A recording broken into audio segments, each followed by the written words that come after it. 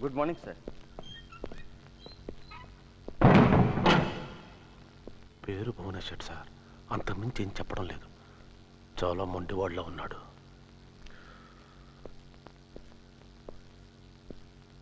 భువనేష్,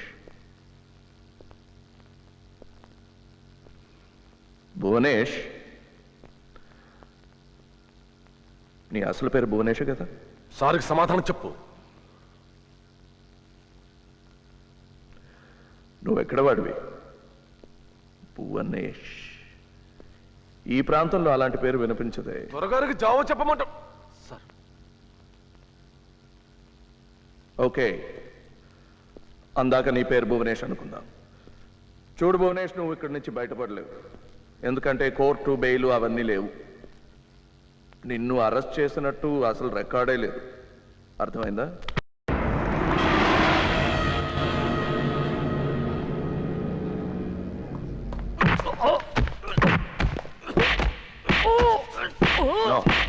ప్రసాద్,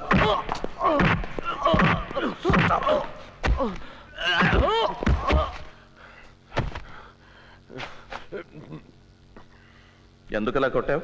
నా పై అధికారి చేపట్టుకుంటే నేను భరించలేకపోయాను సార్. ఇలాంటి దేశద్రోహం చూస్తే నేను కోపం ఆపుకోలేదు sir. I'm sorry sir. Sir sir వీడిని నాకు వదిలేయండి. ఒక గంటలో విడిచేదంతా చెప్పిస్తాను. నీ పని నువ్వు చూసుకో, నా పని నేను చూసుకుంటా. డాక్టర్ని పిలిపించి ట్రీట్ చేయించు. ఈ రాత్రి ఇంట్రాగేషన్ మొదలు పెట్టాలి.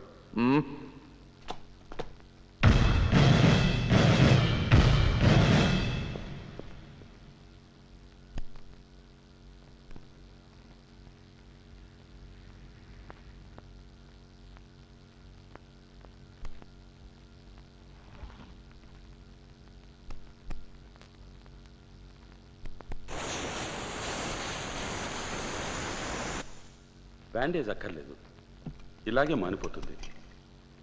He's all yours. Thank you.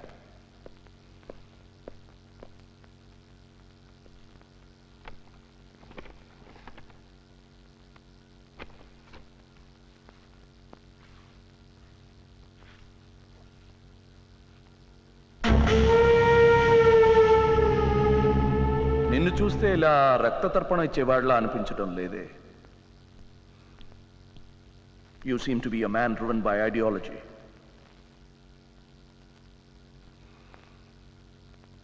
నీ సిద్ధాంతాలే నిన్ను ఇక్కడికి తోసాయి అంటున్నాను.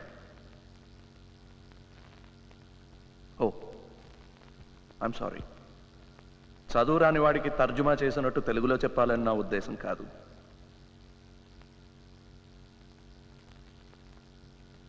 నువ్వే చెప్పు, తోటి మనిషిని ఇలా చంపేవాడిని ఏమనాలి?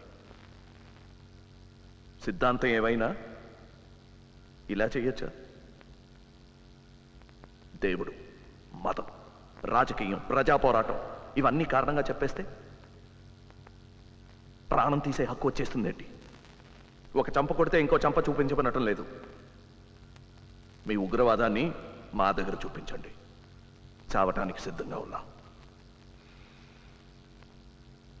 చచ్చిపోయిన 25 మంది పిల్లల్లో కనీసం ఇద్దరైనా నీలాగే ఉగ్రవాదులు అయ్యేవారేమో.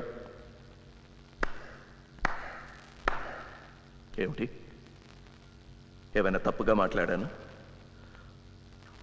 మీ నమ్మకానికి విరుద్ధంగా ఏమైనా చెప్పానా? పోనీ నువ్వు నమ్మిన వాటి గురించే మాట్లాడదాం. నువ్వు నమ్మేదేమిటి? ఎలాగైనా దేవుణ్ణి నమ్మవు.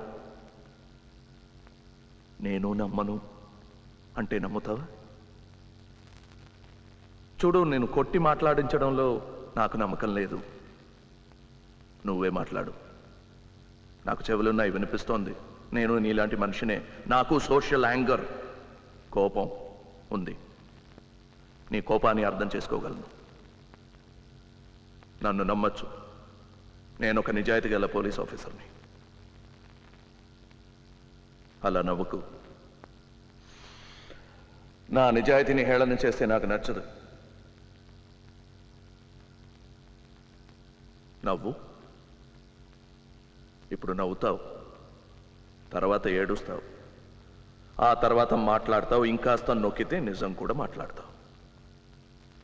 నాకు టైం, ఓర్పు రెండూ ఉన్నాయి.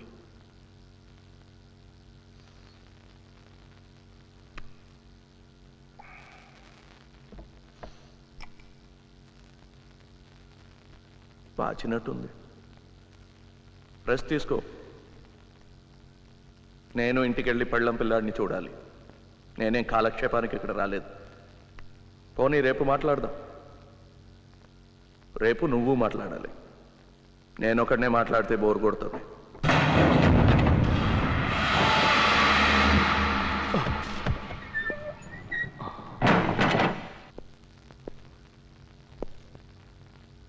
జరిగిన దానికి తమరు నన్ను క్షమించాలి.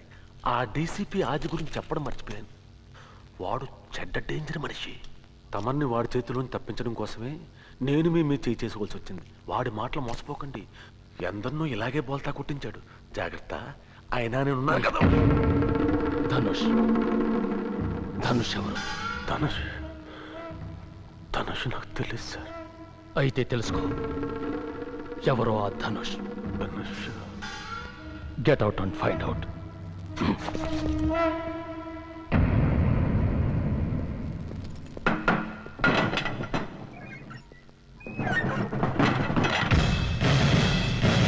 బ్యాడ్ న్యూస్ జెంట్లమెన్, కేంద్ర మంత్రి గారు వచ్చేస్తున్నారు. ఇప్పుడే టూర్ కన్ఫర్మ్ చేస్తూ ఫ్యాక్స్ వచ్చింది. పబ్లిక్ మీటింగ్స్లో పాల్గొంటారట, జనంతో కలిసి షేక్ హ్యాండ్స్ ఇస్తారట. ఇప్పుడప్పుడే ఎలక్షన్స్ లేవు, మరి ఇప్పుడు ఎందుకు వస్తున్నారో నాకు అర్థం కావటం లేదు. ఎక్స్క్యూజ్ మీ సార్, ఇప్పుడు రావద్దని సలహా ఇచ్చాం కదండి. ఎందుకు వస్తున్నట్టు? We have given irrefutable information and statistics. ఎందుకు రాకూడదు, ఏం ప్రమాదం అని స్పష్టంగా రాశాం. ఇది ప్రమాదం కొని తెచ్చుకున్నట్టే. I'm sorry sir. మన మాట కాదనడం లేదు, వాళ్ళు వినడం లేదంతే. ఈ టెర్రరిస్ట్ల పని చాలా బాగా ఉంది, కానీ మనకి బాగాలేదు. మనం చేసే పని వాళ్ళకి తెలిసిపోతుంది సార్. మనం ఆలోచన చేసే ముందే వాళ్ళకి ఖబర్ అందిపోతుంది సార్. సిచ్యువేషన్ చాలా బ్యాడ్గా ఉంది సార్. అందుకే ఈ మీటింగ్కి ముఖ్యమైన వాళ్ళనే పిలిచాను. Any suggestions? సార్, మనకు చేతనైంది మనం చేస్తున్నాం, కానీ ఈ నాయకులు మన మాటల్ని లెక్క చేయకుండా ఏదో బఫుల్ని చూసినట్టు చూస్తున్నారండి. చేతులు కాలేక ఆకులు పట్టుకున్నట్టు. ఏదైనా జరిగిన తర్వాత ఒక ఎంక్వైరీ పట్టి ఒక ఆఫీసర్ని డిస్మిస్ చేయడం ఏం లాభం అండి? Point taken. వాళ్ళు వినరు. వినకపోయినా సెక్యూరిటీ మనం పకడ్బందీగా చేయక తప్పదు. Let us do some quick thinking about the security. ఎప్పుడు వస్తున్నారండి? How many more days to go? Not many. May 6వ తేదీ.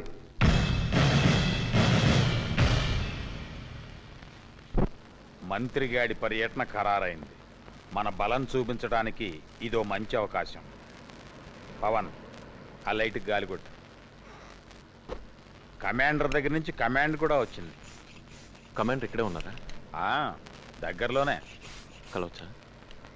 అర్హత అవసరం వస్తే ఆయనే పిలుస్తారు. మాల మనతో 12 ఏళ్ల నుంచి పనిచేస్తున్నా ఆయన్ని 3 సార్లే చూసింది. ఏం మాల? మన గ్రూపులో ఇప్పుడు నువ్వు ఒక ముఖ్యమైన వాడి అయ్యావు. దానికి గర్వించు. తొందరపడకో. కమాండర్కి నేను చెప్తాను. ఇంతకీ ఏమిటి చెప్తున్నాను? పార్టీ వాళ్ళతోటి, కిరాయి జనంతో అంతా హడావిడిగా ఉంటుంది. ఎయిర్పోర్ట్ అంతా కిక్కిరి చక్కగా ఉంటుంది, కానీ అక్కడ టైట్ సెక్యూరిటీ పెడతారు. స్టేట్ గెస్ట్ హౌస్ దగ్గర కూడా చాలా కష్టం. అయితే దారి కాయాలి. అవును, మన పాత సిపాయిని పిలుద్దాం. వద్దొద్దు, వాడొక పిరికి పంద. కానీ వాడి చేతిలో విద్య ఉంది. పోనీ నువ్వు ర్యాకెట్ లాంచర్ పేల్చగలవా? పేల్చలేను. అందుకని వాడినే పిలవాలా? వాడొక జలగా ఎప్పుడు డబ్బనే ఏడుస్తాడు. పోలీసు అనగానే ఉచ్చపోస్తాడు. పోలీసు వాడిని చూస్తే పారుకుంటాడు. అవసరానికి వాడిని వాడుకోవాలి. వాడితో కాపురం చేయక్కర్లేదు. పవన్, నువ్వు ఎలాగైనా వాడిని జాగ్రత్తగా చెక్ పోస్ట్ దాటించి తీసుకురావాలి.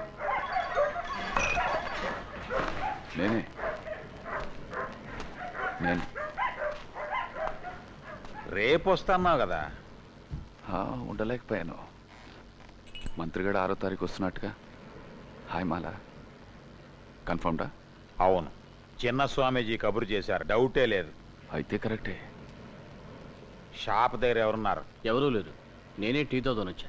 కాపలా లేకుండా కదలొద్దని చెప్పానా? ఇట్స్ ఏ కమాండ్, అర్థమైందా? సరే, టీ తాగు. శివ, నువ్వు పొజిషన్ తీసుకో. శివ, అతను సురేందర్. హాయ్. అవును, రాకెట్ లాంచర్సా, డెటోనేటర్సా? Rocket launcher.